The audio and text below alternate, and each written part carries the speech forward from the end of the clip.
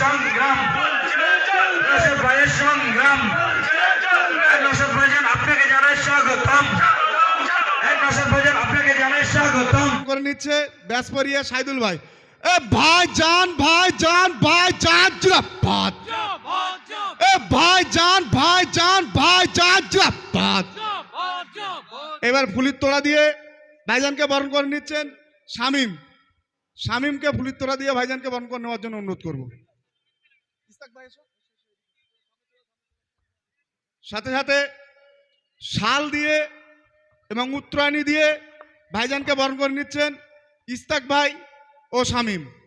এ ভাইজান ভাইজান জিন্দাবাদ। এ ভাইজান জিন্দাবাদ।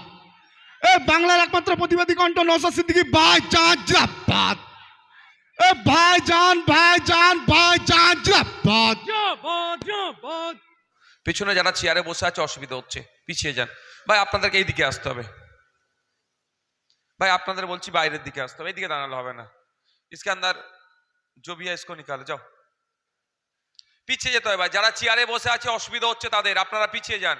আপনারা অবগত আছেন গত কয়েকদিন আগে বিজেপির এক বিধায়ক কিভাবে ধর্মগ্রন্থকে তুলে অশ্লীল মন্তব্য করেছে। এখন পর্যন্ত মমতা ব্যানার্জির পুলিশ কোনো ব্যবস্থা গ্রহণ করেছে? কেন করেনি? কেন করেনি? এটা আপনাকে আমাকে ভাবতে হবে। আচ্ছা আপনারা বলুন, বসিরহাটের উত্তরের মানুষ, আপনারা তৃণমূলকে ভোট দিয়ে জিতিয়েছেন তো? এখানের মধ্যে যারা উপস্থিত আছেন 90% মানুষ 2021 সালে তৃণমূলকে ভোট দিয়েছিলেন। ঠিক বলছি? 90% মানুষ। কিসের জন্য? বিজেপি সাম্প্রদায়িক শক্তি ওকে আটকানোর জন্য। এই কারণ তো, তাছাড়া কোনো কারণ নাই। এবার বলুন, ভোট দিয়ে আপনার ভোটটা বিফলে গেল না সঠিক কাজে লাগলো? বিজেপিকে আটকাতে পেরেছেন? হয়তো সংখ্যার জোরে বিজেপিকে আটকাতে পারেননি, কিন্তু বিজেপির প্রত্যেকটা কার্যকলাপ পশ্চিমবাংলার মাটিতে হচ্ছে। মব লিঞ্চিং, দলিতদের উপরে অত্যাচার, আদিবাসীর অধিকার হনন, পিছড়ে বর্গের উপরে অত্যাচার, মতুয়াদেরকে নাগরিকত্ব নিয়ে নাটক হচ্ছে, নমশূদ্রদের অধিকারকে কেড়ে নিচ্ছে, মুসলমানের উপর অত্যাচার হচ্ছে, ইসলাম ধর্মকে নিয়ে ছেড়কার হচ্ছে, কোরআন শরীফকে নিয়ে বাজে মন্তব্য হচ্ছে। হয়তো আপনি সংখ্যার বিচারে বিজেপিকে আটকেছেন, কিন্তু কাজকর্মে বিজেপিকে আপনি আটকাতে পারেননি। মমতা ব্যানার্জি আরো সুযোগ দিচ্ছে। অসীম সরকার মশাই যে বক্তব্য দিয়েছে, সেই বক্তব্যে একটা জিনিস স্পষ্ট, যে দুই ধর্মের মানুষের মধ্যে দাঙ্গা যে কোনো টাইম লাগিয়ে যেতে পারে ওর বক্তব্যেতে। সমাজে বিশৃঙ্খলা হতে পারে, হিংসা ছড়াতে পারে, খুনোখুনি হতে পারে, মারামারি হতে পারে, এক কথায় অস্থির পরিবেশ বাংলায় তৈরি হতে পারে। যে মন্তব্য করেছেন সেই মন্তব্য অফেন্সিভ মন্তব্য। আমি কয়েকদিন পরে কিন্তু এফআইআর অভিযোগটা করেছি, কিন্তু প্রশ্ন এখানে, মমতা ব্যানার্জি কি এই মন্তব্যটা তার কানে পৌঁছায়নি বা তার পুলিশের কানে কি পৌঁছায়নি? খোঁজ নিয়ে দেখুন আপনারা। এই মন্তব্য মমতা ব্যানার্জির কাছে পৌঁছেছে, তার পুলিশের কাছে পৌঁছালেও কোনো ব্যবস্থা গ্রহণ করেনি। কিন্তু আপনাদের জানিয়ে রেখে যাই, শুধু অভিযোগ করলেই পুলিশ ব্যবস্থা গ্রহণ করবে এই ধরনের ব্যাপার নয়। পুলিশও সুমোটো নিজে থেকেও অভিযোগ দায়ের করার ক্ষমতা পুলিশের আছে। তা সেটা প্রয়োগ করলো না কেন? আব্বাস সিদ্দিকী, তারপরে অ্যাটাক হয়েছিল ক্যানিং পূর্বে, ওই নোটোরিয়াস ক্রিমিনালটা অ্যাটাক করেছিল। সেই জন্য বসিরহাটের মানুষ রাস্তায় নেমে গণতান্ত্রিক পদ্ধতিতে প্রতিবাদ করেছিল, রাজ্যের মানুষ প্রতিবাদ করেছিল। অনেকের নামে এই মমতা ব্যানার্জি মিথ্যা মামলা করে রেখেছে, মনে আছে আপনাদের? আপনারা প্রতিবাদ করেছেন, অনেকের নামে নোটিশ পাঠিয়েছে। তাও কি অ্যাটাক হয়েছিল বলে আমাদের লিডার, তার বিরুদ্ধে আমরা রাস্তায় নেমেছিলাম। আর এখানে মমতা ব্যানার্জি কি ভুলে যাচ্ছেন? তার কানে কি যাচ্ছে না? না জানার ভান করছেন, না দেখার ভান করছেন যে এমন এক কথা বলেছে ইসলাম ধর্মের অনুসারীদের বুকে আঘাত দিয়েছে, শুধু নয় সংবিধানকেও আঘাত দিয়েছে। সংবিধান যেখানে বাক স্বাধীনতার কথা বললেও এই ধরনের কারো ধর্ম, কোনো বর্ণ, কোনো জাত যে আক্রান্ত হতে পারে, বিভেদ তৈরি হতে পারে, হিংসা ছড়াতে পারে, এই ধরনের বাক স্বাধীনতা কোনোদিন সংবিধান দেয়নি। উল্টে এই ধরনের মন্তব্য করলে তাদের বিরুদ্ধে ব্যবস্থা গ্রহণের জন্য আইপিসি ছিল, এখন বিএনএস নাম চেঞ্জ করে একাধিক ধারা উল্লেখ করা আছে। এই ধারায় তাদের বিরুদ্ধে অভিযোগ দায়ের করার কথা বলা হচ্ছে, আইনের মাধ্যমে তাদের শাস্তির বিধানের কথা বলা হয়েছে। কিন্তু মমতা ব্যানার্জি এখন পর্যন্ত কোনো কথা বলেছে? আপনারা একটা আওয়াজ দেন না। ঝিমিয়ে গেলেই তো এই অবস্থা হচ্ছে ভাই আপনাদের। আপনার আমার সাথে এই আচরণ, আপনি আমি ঝিমিয়ে যাচ্ছি বলে। আচ্ছা, এখন পর্যন্ত তৃণমূল কংগ্রেসের কোন নেতা মুখ খুলেছে? মুখ খোলা দরকার ছিল কি ছিল না? যে অন্তত এতটুকুই তারা বলতে পারত, এই কথা সাম্প্রদায়িক কথা, বাংলার মাটি নজরুলের মাটি, কাজী নজরুলের মাটি, রবি ঠাকুরের মাটি, এই বাংলার সম্প্রীতির মাটি, এই বাংলার মাটিতে এই ধরনের কথাবার্তা যারা বলবে তারা জেলের ছাড়া বাইরে তাদের জায়গা হবে না, এ কথা অন্তত বলার দরকার ছিল। সে কথা বলেনি। তাই আপনাকে আমাকে ভাবতে হবে, কাদের হাতে বসিরহাটের মানুষ 2021 সালে ভোট দিয়ে দায়িত্বভার তুলে দিল, তারা কথা বলছে না কেন? তাই আমাদেরকে ভাবতে হবে, আমার সাথে অন্যায় হচ্ছে, আমার কথা বলার জন্য, আমার সাথে অন্যায় হচ্ছে, আমার হয়ে বলার জন্য আগামী দিনে আমাদের মধ্যে থেকে তৈরি করতে হবে যে আমাদের হয়ে তারা লড়াই করবে গণতান্ত্রিক প্রক্রিয়ায়। অন্যথায় ভোট আসবে, ভোট যাবে, বিজেপিকে আটকানোর নাম করে বিজেপিকে আপনার ঘরে ঢুকিয়ে দেবে, আপনার কথা বলার স্বাধীনতাটুকুও কেড়ে নেবে। তাই বন্ধুগণ, একটু ভাবুন, এত ঘন্টা অতিবাহিত হয়ে গেল, একাধিক অভিযোগ হয়েছে, শতাধিক অভিযোগ হয়ে গেল, এখনো পর্যন্ত মমতা ব্যানার্জি তার পুলিশকে নির্দেশ দিল না ওই সাম্প্রদায়িক, মানবতা বিরোধী, ধর্ম বিরোধী, শুধু নয় মানবতা বিরোধী ওই বিধায়কের ঘাড় ধরে জেলের মধ্যে ঢুকানোর। তাই আপনাকে আমাকে সোচ্চার হতে হবে, আপনাকে আমাকে জাগ্রত হতে হবে, মমতা ব্যানার্জিকে প্রশ্ন করতে হবে, আর কবে এদের বিরুদ্ধে ব্যবস্থা গ্রহণ করবেন? আপনি বলেছিলেন বিজেপিকে আটকাবো, বিজেপিকে আটকাবো, তাই আমরা আপনাকে অনেকে ভোট দিয়েছিলাম। কিন্তু বিজেপির নেতারা যে ধরনের কুৎসিত ভাষায় কোরআন শরীফকে নিয়ে আক্রমণ করলো, মিথ্যা কথা বললো, অর্ধ সত্য কথা বললো, মিসলিড করলো, মিসগাইড করলো, আগে পরে না দেখে ছোট্ট একটা কথাকে তুলে এমন বিভ্রান্ত করে সমাজকে বিছিয়ে দেওয়ার চেষ্টা করলো, তাদের বিরুদ্ধে কবে ব্যবস্থা গ্রহণ করবেন? এই মমতা ব্যানার্জি আমার মনে হয় ব্যবস্থা গ্রহণ করবে না যতদিন না আপনি সোচ্চার হচ্ছেন গণতান্ত্রিক প্রক্রিয়াতে।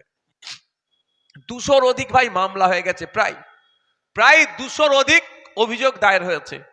আর কবে করবে গ্রেফতার? আর কবে করবে মমতা ব্যানার্জি? আমি জানতে চাই। আর এটাও লক্ষ্য রাখবো, আপনাদের বলে যাচ্ছি, যদি মমতা ব্যানার্জি ওনার বিরুদ্ধে নিজে থেকে তো আইনত ব্যবস্থা নিল না, আমরা অভিযোগ করছি, আমাদের অভিযোগগুলো নিয়ে যদি লঘু ধারায় কেস দেয়, এটাকে চ্যালেঞ্জ করে নওশাদ সিদ্দিকী আসল যে সেকশন পড়ার দরকার সেই সেকশন দেওয়ার জন্য আমি আইনের দ্বারস্থ হব, আমি মামলা করব। আপনাদের জানিয়ে রাখি, আপনাদের জানিয়ে রাখে যাই, আমি মাইন্ডকে সেট আপ করে নিয়েছি। আগে প্রতিবাদ করে ছেড়ে দিতাম, শুধু প্রতিবাদ করব না, আমি ওই দিনের পর থেকে আমার মানসিকতা আমি দৃঢ় করে নিয়েছি, কোন ধর্মের বিরুদ্ধে, কোন ধর্মের বিরুদ্ধে, নট অনলি মুসলিম, যে কোনো ধর্মের বিরুদ্ধে যদি আমার নজরে আসে কারো কুৎসিত মন্তব্য, যে মন্তব্যে এলাকায় বিশৃঙ্খলা হতে পারে, সে যত বড়ই যেই হোক না কেন, তার বিরুদ্ধে নওশাদ সিদ্দিকী আইনি লড়াই করবে, পেনের লড়াই জারি রাখবে, মুখের লড়াই জারি রাখবে। আমার নজরে যদি আসে হিন্দু ধর্মের দেবদেবী, খ্রিস্টান ধর্মে যীশু খ্রিস্ট, বা খ্রিস্টান ধর্ম নিয়ে, বা শিখ ধর্ম নিয়ে, ইসলাম ধর্ম নিয়ে, হিন্দু ধর্ম নিয়ে, যে কোনো ধর্ম নিয়ে যদি ধর্মগুরু থেকে শুরু করে দেবদেবীদের সম্পর্কে কোনো কুৎসিত মন্তব্য করে, আমার পুরো মাইন্ডে আমি সেট আপ করে নিয়েছি, তার বিরুদ্ধে কেউ দাঁড়াক আর নাই দাঁড়াক, নওশাদ সিদ্দিকী তার বিরুদ্ধে এটাকে প্রতিরোধ করার জন্য গণতান্ত্রিক প্রক্রিয়ায় প্রথম দাঁড়াবে। এটাকে চলতে দেওয়া যায় না, এটাকে বন্ধ করতে হবে। সংবিধান এই ধরনের কুৎসিত ভাষায় আক্রমণ করার কোনো রাইট দেয়নি, বরঞ্চ সংবিধান আপনাকে আমাকে রাইট দিয়েছে। আর্টিকেল 25 গুগলে গিয়ে সার্চ করে দেখতে পারেন, বা যদি চান আমার গাড়িতে সংবিধানের কপি রাখা আছে। আর এখন তো সবার মোবাইল আছে, হাতে মোবাইল আছে না? আমার তো পকেটে মোবাইল আছে, চাইলে খুলে দেখতে পারেন যে ওখানে আর্টিকেল 25, সেখানে দেখতে পাবেন আপনি কোন ধর্মটাকে চুজ করবেন তার স্বাধীনতা আপনার আছে। আপনি ধর্মচারণ করবেন তার স্বাধীনতা আছে। ধর্মকে এক্সটেন্ড করতে চাইছেন, ধর্ম প্রচার করবেন, তার স্বাধীনতা সংবিধান আমাদেরকে দিয়েছে। তাহলে আপনি কে এসে যাচ্ছেন এই ধরনের অবাঞ্ছিত মন্তব্য করবেন? আমি এখানে চ্যালেঞ্জ করছি একটা কথা, যে অসীম বাবু যে কথা বলেছেন, অসীম বাবু টাইম করুক। অসীম বাবুর এই কথাটা অসত্য, আমরা দায়িত্ব নিয়ে অসীম বাবুকে প্রমাণ করে দেব, এবং সেটা শান্তিপূর্ণ ডিবেটই হবে, কোনো হিংসার পথ অবলম্বন করে নয়। হিংসা দিয়ে হিংসাকে রোধ করা যায় না, হিংসাকে দিয়ে হিংসাকে রোধ করা যায় না। শান্তিপূর্ণ ডিবেটের আহ্বান করা হচ্ছে। আসুন, আপনি যদি মনে করেন যে এটা আপনি যেটা বলেছেন বা এর সপক্ষে যুক্তি দিতে চান, আমরাও প্রমাণ করে দেব যে আপনি এটা বিভ্রান্ত ছড়াচ্ছেন, তার প্রমাণ আমি করে দেব। আপনারা যারা, আমি বিস্তারিত ব্যাখ্যা এখন যাচ্ছি না, আমি শুধু এতটুকুই বলতে চাই, এখানে অনেক মাদ্রাসা পড়ুয়া ছেলে আছেন, জেনারেল এডুকেশন যারা নিচ্ছেন তারাও আছেন। এতটুকু শুধু বলতে চাই, কোরআন শরীফের যে আয়াতগুলো আছে, যে আয়াতগুলো নাজিল হয়েছে, অবতীর্ণ হয়েছে 1 বছর ধরে নয়, দীর্ঘ বছর ধরে 30 পারা কোরআন শরীফ নাজিল হয়েছে। কখন হয়েছে, কিভাবে হয়েছে, কোন পরিপ্রেক্ষিতে হয়েছে, কোন পারপাসে হয়েছে, আলাদা আলাদা করে উল্লেখ আছে। সেটাকে আমরা যদি ইসলামিক এডুকেশনের মাধ্যমে বলি, ওটাকে বলা হয় শানে নজুল। কেন নাজেল হয়েছে, আমি চলতি ভাষায় বলি, এইটা আয়াতটা কেন নাজেল হয়েছে তার পিছনে ব্যাখ্যা আছে। সেই ব্যাখ্যা তাফসীর, সেই ব্যাখ্যা তাফসীরের গ্রন্থে আছে। স্কলাররা সেই ব্যাখ্যা আরো ভালোভাবে আমার থেকে দেবে, আমি ইসলামিক স্কলার না, দেবে। কিন্তু প্রত্যেকটা আয়াত বলুন বা সূরা বলুন, যাই বলুন না কেন, তার পেছনে একটু কারণ আছে। এই কারণে এটা নাজিল হয়েছে বা অবতীর্ণ হয়েছে। সেই ঘটনা ব্যাকগ্রাউন্ডে না গিয়ে, বাইরে বন্ধ করে দিয়েছো তো? কটা বাজে? আচ্ছা, বাইরের মাইক বন্ধ করে দিয়েছো। তার ব্যাকগ্রাউন্ডে না গিয়ে হুট করে কোনো একটা জায়গা থেকে তুলে এই ধরনের মন্তব্য করছে। যদি আপনাদের বলেন 1450 বছর ধরে পৃথিবীর বুকে কোরআন শরীফ আছে, কারো ক্ষমতা নাই, সেন্টেন্স তো দূরের কথা, একটা অক্ষরের সমালোচনা করে তাকে এস্টাবলিশ করার, একটা জের জাবার নুক্তা, এটার চ্যালেঞ্জ করে কারো ক্ষমতা হয়নি এটাকে ভুল প্রমাণ করার। বরঞ্চ যুগে যুগে মানুষ ভুল প্রমাণ করতে চেয়ে গবেষণা করেছে কোরআন শরীফকে নিয়ে, পবিত্র কোরআন শরীফকে নিয়ে গবেষণা করেছে ভুল প্রমাণ করার জন্য। এন্ড অফ দ্য ডে, দিনের শেষে দেখা গিয়েছে 10 বছর 12 বছর, হয়তো 8 বছর 6 বছর গবেষণা করেছে, গবেষণা করে ভুল প্রমাণ করতে পারেনি। বরঞ্চ কোরআনকে যিনি সৃষ্টি করেছেন তার কাছে আত্মসমর্পণ করেছে। ইতিহাস আছে তো নাকি?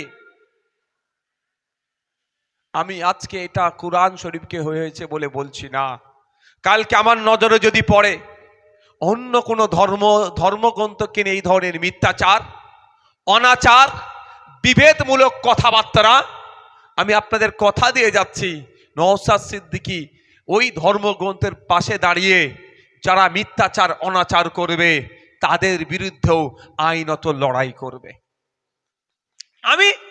আমি আমার স্পষ্ট বার্তা, আমি মুসলমান, আমি কোরআন শরীফ আমার ধর্মগ্রন্থ বলে মানি। হিন্দু সমাজের মানুষের কাছে গীতা আরো ধর্মগ্রন্থ আছে, তারা মানে। কিন্তু আমি জোর করে তাকে কোরআন শরীফ চাপিয়ে দিতে পারি না, সেও জোর করে আমার মাথায় গীতা চাপিয়ে দিতে পারে না।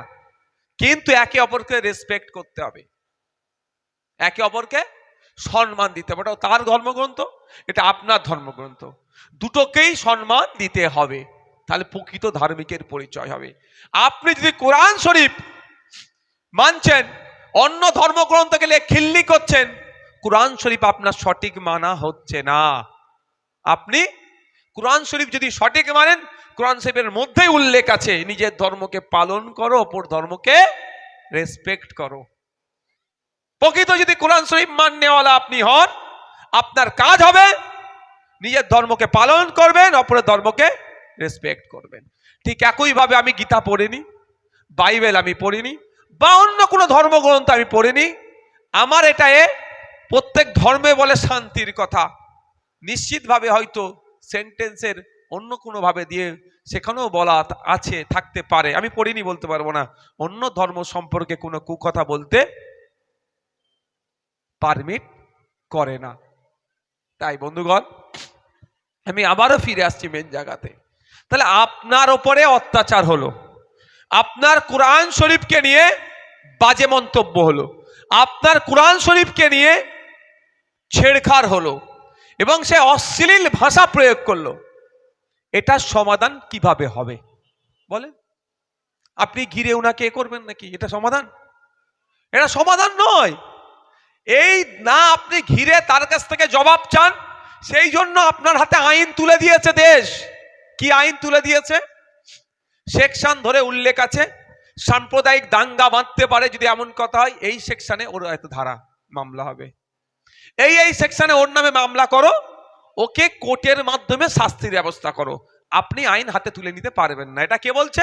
দেশ বলছে। তাহলে আমরা সেই পথ অবলম্বন করব। আমরা পথ অবলম্বন করেছি কি? ওনাকে ঘিরে ধরিনি, ধরবেন না কেউ, চাইছে এটা, কিন্তু এটা চাইছে, মাথায় রাখবেন।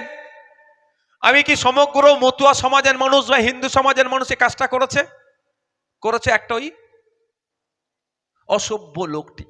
আমি অসভ্য লোকই বলবো, সভ্য মানুষের মুখে কথা হয় না, সভ্য মানুষের কথা বলতে পারে না কোনোদিন। তাহলে আমরা কি করলাম? আইনের মাধ্যমে ওর ব্যবস্থা গ্রহণ করতে চাইলাম। এই আইনের মাধ্যমে আমরা তো ব্যবস্থা গ্রহণ করতে চাইছি, কিন্তু এই আইনে আমরা তো ফার্স্ট স্টেপ গিয়েছি, সেকেন্ড থার্ড স্টেপটা কার নেওয়ার দরকার? প্রথম থেকে সরকারের নেওয়া দরকার ছিল, সরকার নেয়নি, ঘুমাচ্ছে। তাই সরকার ঘুমাচ্ছে, আমাকে এগিয়ে যেতে হলো এফআইআর করতে। আমার মুসারা গতকালকে গিয়েছিল মাটিয়া থানাতে এফআইআর করতে। তাহলে আমরা এগিয়ে গেলাম। তাহলে এবার কি হবে? এটাকে বাস্তবায়ন করতে হবে, শাস্তির দিকে করতে হবে। এবার কাজ কি? প্রশাসনের। অভিযোগটাকে গ্রহণ করেছে, এফআইআর হিসাবে ট্রিট করবে। এফআইআর হিসাবে ট্রিট করার পরে ওনাকে নোটিশ পাঠাবে। 7 বছরের আগে যদি সাজা হয় তাহলে ওনাকে নোটিশ পাঠাতে হবে। আর 7 বছরের বেশি যদি শাস্তি হয়, যে অফেন্স করেছে তিনি, তাহলে নোটিশ পাঠাবার দরকার নেই, যাবে, তুলে নিয়ে চলে এসে জেলের মধ্যে রাখবে। এবার জজের উপরে নির্ভর হবে কি শাস্তি হবে, সেটা জজের উপর। ঠিক আছে? তাহলে কি পুলিশ তার কাজটা করেছে? এই সরকার তার কাজটা করেছে? মমতা ব্যানার্জি কি তার কাজটা করেছে? তাহলে আপনারা মমতা ব্যানার্জি হাতটা শক্ত করে হলোটা কি আপনি বলেন এবার? আপনি তো মমতা ব্যানার্জি হাতটা শক্ত করেছেন, শক্ত করে ওই হাতেই তো আপনার ক্ষতি করছে। আপনি যে হাতটা শক্ত করলেন, ওই হাতি, ওনার নামটা কি, বিধায়কটা অসীম বাবুকে আগলে রেখেছে। যে হাতটা আপনি শক্ত করেছেন, সেই শক্ত হাতে অসীম বাবুকে আগলে রেখেছেন। ওই হাতটা যদি আপনি দুর্বল করতেন, তাহলে অসীম বাবুকে এতক্ষণ ধরে জেলের মধ্যে রাখতো। এবার আপনি দুর্বল করবেন কি শক্ত করবেন, আপনি দেখুন। আপনি যে এইভাবে দুর্বল করছেন, এইখানে আমার বড় ভাইজানের একটা বক্তব্য নিয়ে এই কাটছাড় করা হয়েছে। আমার বড় ভাইজান কাকে ভোট দেওয়া বৈধ আর অবৈধ এই বিষয়ে কথা বলেছিল। আজকের দিনে আপনারা বুকে হাত দিয়ে বলুন যে সরকারের আমলে ইসলামকে তুলে, কোরআন শরীফকে তুলে বাজে মন্তব্য হচ্ছে, অশ্লীল মন্তব্য হচ্ছে, ওই সরকার চুপ থাকছে,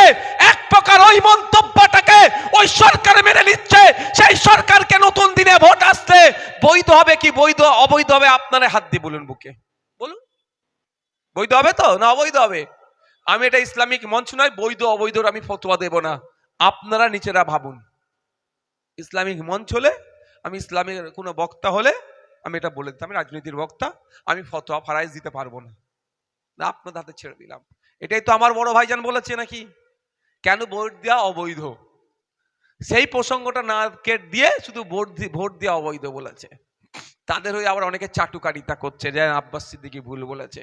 আজ পর্যন্ত আমি একটা কথা জোর গলায় বলে যাচ্ছি, আব্বাস সিদ্দিকী একটা কথা ভুল বলেছে কেউ প্রমাণ করতে পারেনি আর পারবেও না।